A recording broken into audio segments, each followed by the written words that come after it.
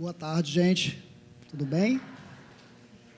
Então, eu estou aqui na missão de fazer uma espécie de capoeiragem com o professor Muniz Sodré. Então, no primeiro momento, eu peço licença a vocês, a Ailton, Cristina, Thelma, para ler aqui, falar as palavras que o professor guardou para esse encontro de hoje e, em seguida, pego um pedacinho para a gente conversar sobre educação, tá bom? Começa assim. Eu queria agradecer ao Ailton, a Ana e a Madalene por me chamar para falar, de ter a honra de estar aqui. Seria meu primeiro evento presencial, mas eu não pude. Antes do Beija-Flor, um mosquito da dengue me pegou. E eu vim por uns dias fazer uns exames e as taxas se desarranjaram. E eu não pude sair hoje. Mando um abraço para todo mundo, porque esse conhecimento do Beija-Flor é um abraço. É um conhecimento de abraço. O Beija-Flor abraça a flor. Originariamente, educar significa viajar. Ao pé da letra, ducare é se mover, se deslocar, de um ponto para o outro. Portanto, a educação é originariamente uma viagem. Viagem nós podemos entender como um voo, como uma mudança de espaço. Então, o beija-flor é uma ave que viaja o tempo todo. É característica do beija-flor viajar. Portanto, ele não para. Ele não para. Então, é muito justo e muito acertado que ele possa simbolizar o conhecimento. O conhecimento de beijar as flores e dali tirar o mel, de eventualmente polinizar e se deslocar disseminando outras realidades, disseminando o conhecimento intrínseco das coisas, que é o conhecimento intrínseco da natureza. No entanto, o Ocidente supõe e sempre supôs que a educação se dá apenas no espaço determinado, orientado por um mestre, mas não é assim que se dá. O próprio Platão concebia um método peripatético de andar, de se deslocar. O método peripatético é isso, é deslocamento, é viagem contínua, viagem continuada dentro do mesmo espaço. É verdade que dentro do espaço da academia, dentro do espaço restrito da própria Grécia, porém, há outras civilizações não gregas, que fazem da própria viagem, a fonte do conhecimento. Os povos indígenas, povos tradicionais que percorrem a floresta, moram temporariamente em um lugar e depois abandonam aquele lugar. É porque sabem que aquele lugar se esgotou, não está ensinando mais nada. Não há mais interação, não há mais troca entre ele e as árvores e o natural. Então, é preciso redescobrir o sentido da educação para além da disseminação paralisada ou paralisante dos conteúdos, de saberes paralisados. Ou seja, é preciso que se contenha em si mesmo o movimento do beija-flor, que no próprio movimentar ele está ensinando e ele está aprendendo. Então, educar, portanto, é movimentar, ensinar e aprender. É a mesma coisa. Quem não aprende, não ensina. Quem não ensina, mesmo sabendo que não está ensinando, não está aprendendo. E são vários filósofos, mesmo ocidentais, como Heidegger, que dizem que educar é você se pôr a caminhar, é empreender uma viagem. Eu vejo isso aí como uma partida originária, que o beija-flor faz isso acelerando. Os africanos, uma comunidade como o Axé Opoafonjá, o qual eu pertenço e que, na verdade, da qual sei com humildade pouco, as pessoas ali não aprendem com ninguém falando para o outro. Aprendem se deslocando, aprendem viajando no mato, viajando no cumprimento das obrigações, aprendem descobrindo. E quando param, quando tem objeto que tem que conhecer, eles não vêm por um ângulo só. Os nagozos e urubás, eles pegam um objeto que querem conhecer e cercam ele por todos os lados, por todos os caminhos. Pode-se falar que alguém estudou medicina, que alguém estudou ciência, pode ser uma fala religiosa. Todas essas falas podem ser aceitas, podem ser ponderadas, porque todas essas falas são partes de muitas perspectivas que você pode ter sobre um objeto. Então, esse conhecimento é o conhecimento ecológico, é um conhecimento onde o ser humano está o tempo inteiro em interação com o meio ambiente. o tempo inteiro em interação com os outros. É para estar em interação com os outros, você tem que estar aberto, de mãos abertas para o outro. Ele tem que dar a mão para o outro também. Você pode aprender com alguém que não sabe ler. Um dos mestres das tradições negras que eu conheci na Bahia, que foi um capoeira, uma tradição lúdica, festiva, guerreira, era o mestre Bimba. O mestre Bimba era analfabeto, mas um analfabeto e um homem sábio. A Universidade Federal da Bahia deu em 74 o título de doutor honoris causa a ele, e foi muito criticada pela imprensa culta da Bahia. Eles disseram, mas como assim, doutor honoris causa? Reverenciando um mestre do povo, um mestre da corporeidade. E a universidade, sabiamente, sabidamente, deu a ele o título de doutor honoris causa, por conta da sua sabedoria, a sabedoria baiana.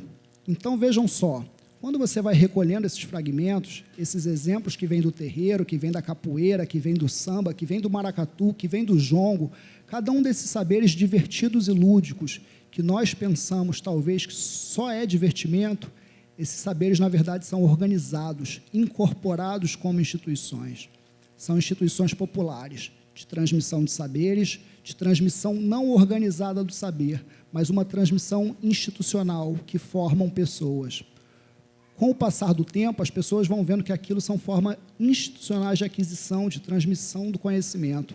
Por isso, eu gostaria muito de relembrar que as instituições mais antigas, mais longevas e mais sólidas da sociedade brasileira são instituições, claro, da sociedade civil que preservam fundamentos democráticos, mas são principalmente instituições populares.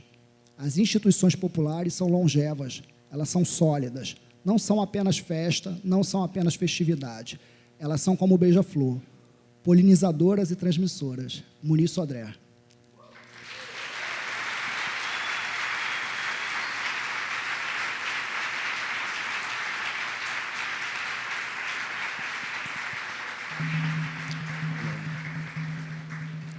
Eu queria só contar duas pequenas histórias, aproveitar essa abertura de caminho, essa chamada de jogo do professor Muniz Sodré, e falar de dois acontecimentos que talvez tragam um pouco também disso que Ailton chamou a atenção para a gente logo no início, e que talvez dialogue muito, conflua muito com o ensejo desse encontro que tematiza sobre educação e sobre escolas vivas.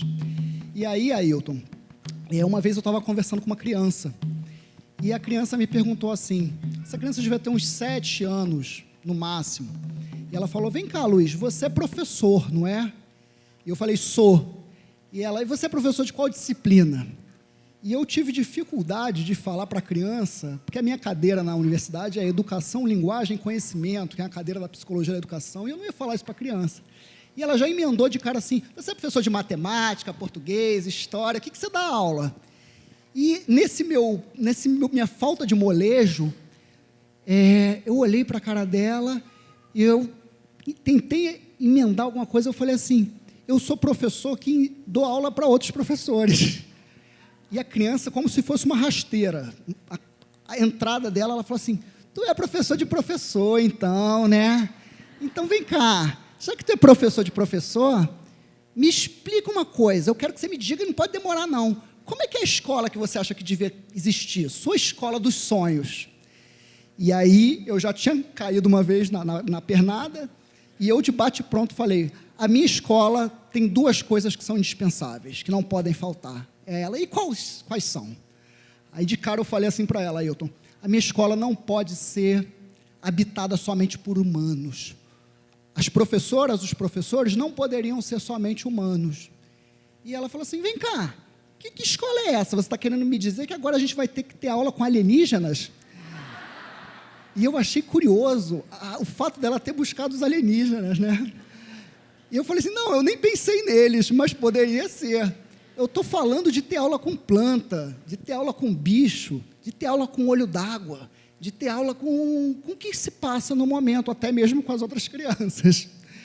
E ela falou, e ela não se animou muito com a ideia, né? E ela falou, vai logo, então fala a segunda questão que não pode faltar nessa escola.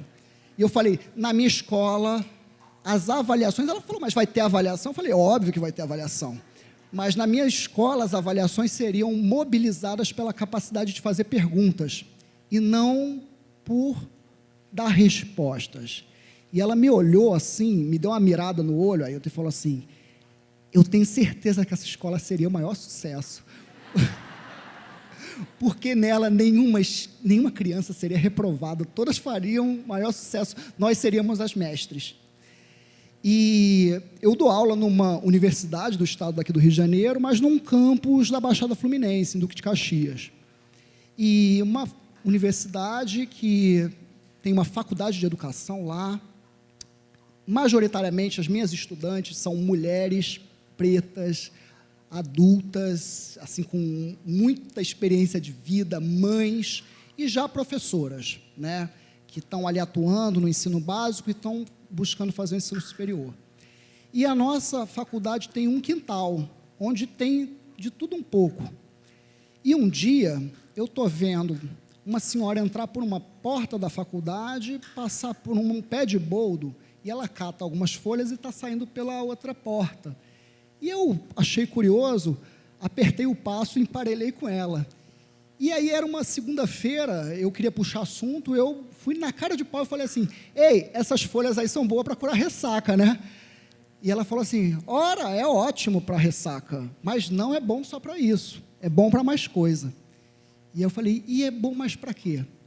E a gente foi saindo pela rua, e aí eu acho que nesse momento o Ailton estava ali como interlocutor, que ela falou assim, olha só, meu filho, isso é ótimo para você pegar, cheirar, e você começar a ter mirada das coisas. Isso é bom também, se você pega umas folhinhas dessa, bota na fronha do travesseiro, e você dorme, que é uma beleza, você cura cansaço. Eu lembrei do filósofo sul-coreano Byung-Chul Han, né, como cura cansaço. E aí ela fala assim, mas sabe para que é bom mesmo o boldo?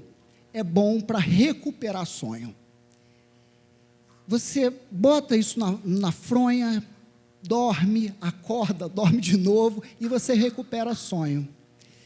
E aí eu fiquei pensando, por que numa faculdade de educação, que a gente tem um pé de boldo, a gente tem um dendezeiro, o Iguiopê, a biblioteca da criação, a gente tem o quintal com as inúmeras formigas, com a sabiá que vem cantar no final da tarde, por que a gente não sabe ler a folha do boldo? E aí, essa senhora que me deu essa aula, ela sabe por quê? Porque ela é estudante do pé de boldo. Ela é uma estudante do pé de boldo. E aí a gente tem que ser estudante do dendezeiro, estudante da sabiá, estudante do pé de boldo.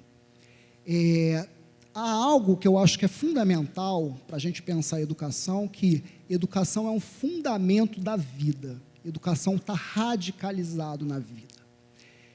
Tendo como princípio esse fundamento, no mundo que a gente está, talvez a principal motivação da batalha educadora, principal motivação da educação, seja uma descolonização. E o que eu estou chamando